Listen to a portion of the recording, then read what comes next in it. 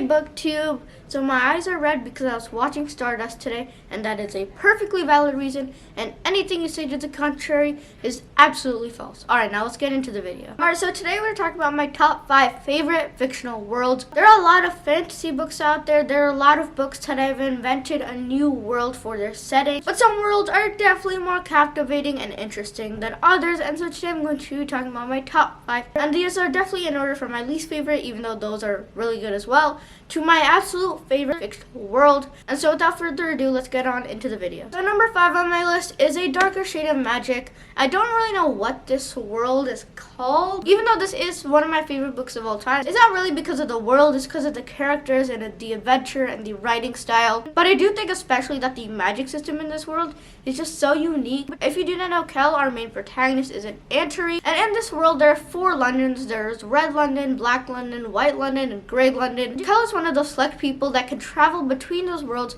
but to do so, he needs to use blood magic. And I just thought this was really interesting because it just raises the stakes so much more. Higher, tougher magic uses more blood, and we just see it portrayed brilliantly in this book. With the magic system, the stakes just become way higher, and also just these separate Londons are all just fascinating in their own right. It just feels like a really compelling world, and I feel like if you asked Victoria Schwab some random detail about this world, she would probably answer you just like it's a real world, because this book is just packed with so many details and so many little things that go into making this world so believable. And it just is a really, really creative world. All the Londons kind of parallel each other. For example, in Red London, there's this tavern, and in Grey London, there is also this tavern, but they have different names. And overall, it's just such a unique world. So many reasons I like this world is spoilery, so you're gonna have to read this book to just fully immerse yourself.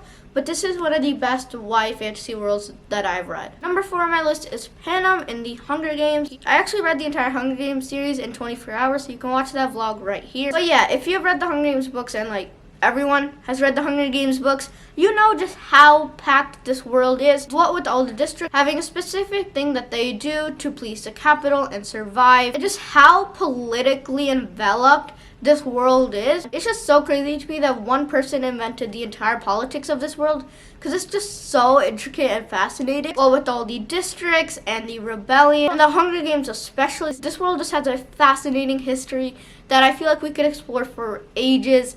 And it just has so many little details that I just love. And I just loved being in this world. It's just such a good dystopian setting. We have a dictator president. We have some leaders that shouldn't be leaders, but are just there because of things they've done in the past. Cough, cough, Haymitch. And we also have that contextual stuff. In real life, people will act a certain way because it's more beneficial for them to do that. And we definitely see that so many times in the Hunger Games. But yeah, that's all I'm going to say because I don't want to spoil anyone. Just, this world is really, really good. Number 3 on my list is the Land of Stories. I think this is technically a middle grade, but it concerns teenagers and it reads mostly like a teenage story. I don't really know what you would categorize this as. I read it as a teenager, so I don't know. But this world is just so good. If you do not know, this world is basically just Cinderella and Red Riding Hood. All of those classic fairy tales put together in one kingdom with politics and their own backstories.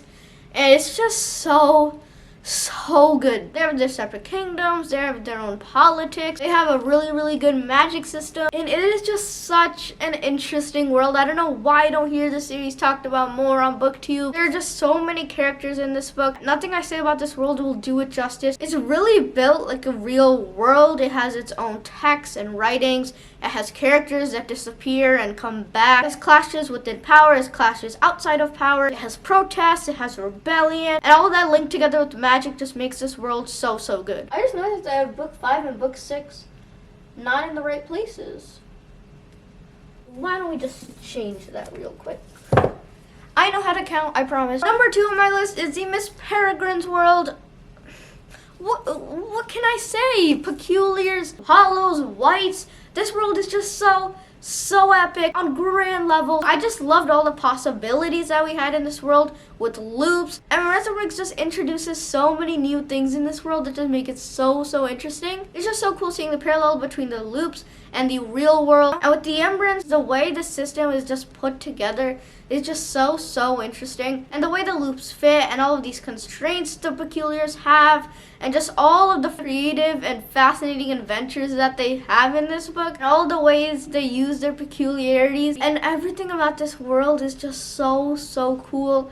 I feel like I'm just saying the same phrases over and over with these worlds, but like, you just need to read them, because nothing I can say will ever do them justice. You just have to plunge yourself into these worlds because they're just so epic to be in. And I just love being able to escape into them whenever I want to. It's one of the reasons I still read, because it's just such a good feeling. I highly recommend giving all of these worlds a try. And he also definitely adds a lot of stuff in the 4th book, which is technically like the 2nd trilogy. And the first series on my list is the Harry Potter series by JK Rowling. I leave a link to a video by Seamus Gorman and Tessa Netting on the Harry Potter fandom as it is right now. But obviously this is the best world in fantasy ever. It's just amazing, but I just really can't talk about it right now. And I'm trying to separate the art from the artist, but it's just going to be hard for me for a while. And that's why I've moved the Harry Potter books to the top shelf where you can't see them. But yeah, okay. Alright guys, so this was definitely not a long video like I usually have, and I'm sorry for that. But I just wanted to come here and just talk about world and do what I want, because it's my channel.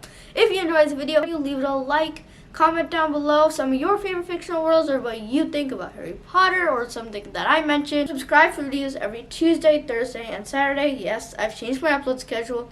And please subscribe, because it really does help out my channel. 40% of the people that watch my videos aren't subscribed. And I will see you next time with another video. Bye!